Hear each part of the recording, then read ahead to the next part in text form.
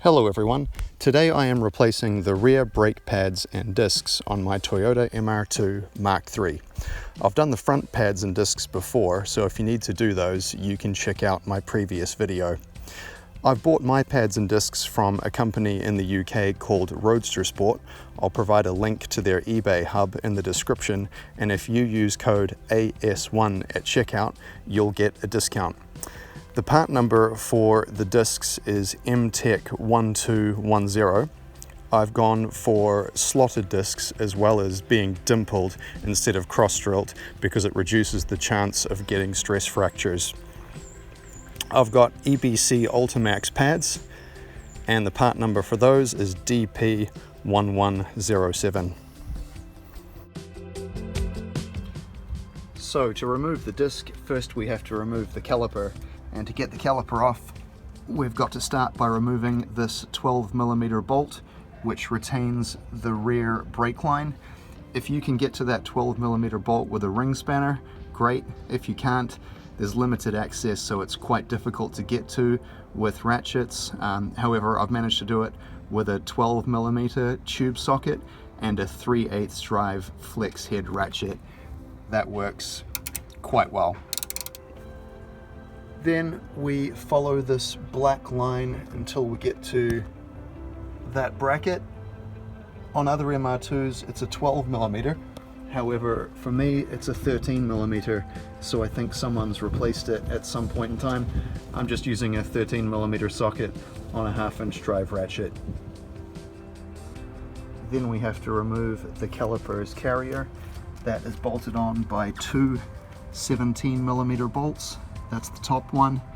Again, access is a little bit difficult. I'm using a 1/2" drive 17mm socket, a standard 1/2" drive ratchet, and an extension in between to give a little bit of directional optionality, and it's working now. Okay, so the bottom 17mm bolt, removing that really is life on hard mode. That is it down there. I couldn't get access to it without a 5" extension, and the 1/2" drive ratchet was too short. I couldn't get enough leverage on it, so I've had to use a torque wrench, and that's just loosened it now. Then we have the bottom slide pin, which is a 12mm. It sits just there.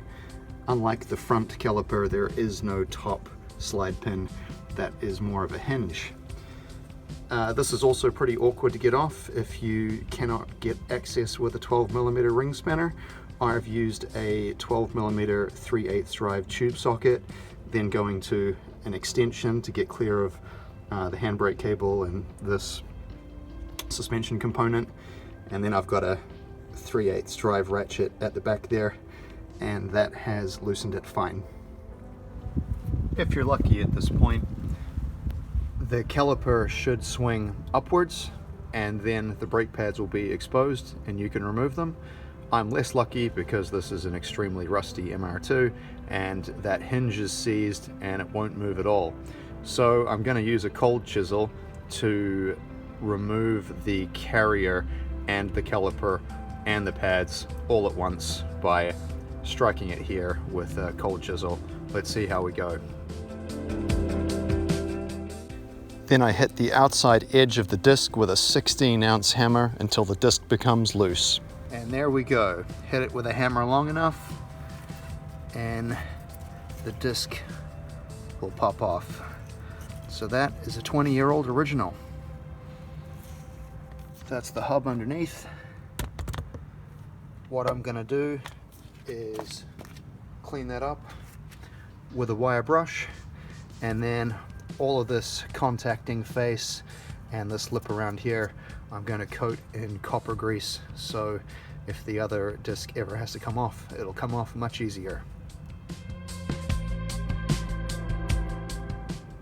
Alright, so we got some movement on the caliper finally.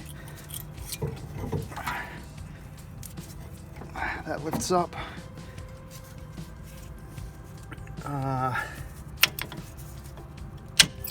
All right. So the indicator was on the outside. All right. So those are the original brake pads. Then we wind in the piston. The clamp style tool that I used worked great on the front pistons but really struggled on the rear, so I swapped to the cube type, and you want to wind the piston clockwise to wind it back. Next we apply copper grease to all the points on the hub that can come into contact with the disc and fit the disc. Next we're going to apply a load of brake grease to this on the carrier, and also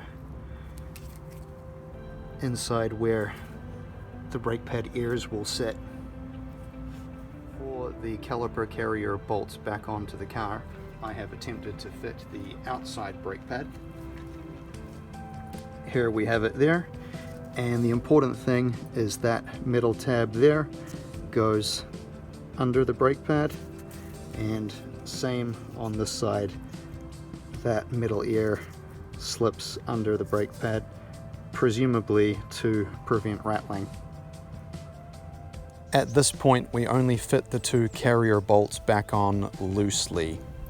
It's time for the inside pad. I'm going to grease the ears on these pads and then push them in there.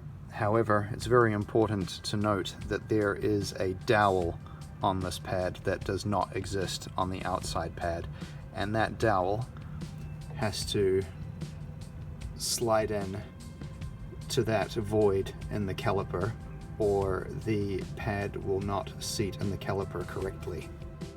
Then we fit the caliper back onto the carrier. It doesn't just slide on, it kind of needs to be wiggled on, so it will become very clear why you want the carrier to only be on loosely. Then we can fit the inside pad. Okay, now it's time to put the bottom pin back into the caliper. I'm going to apply brake grease at the base and copper grease. As you can see, it's prone to seizing at the top.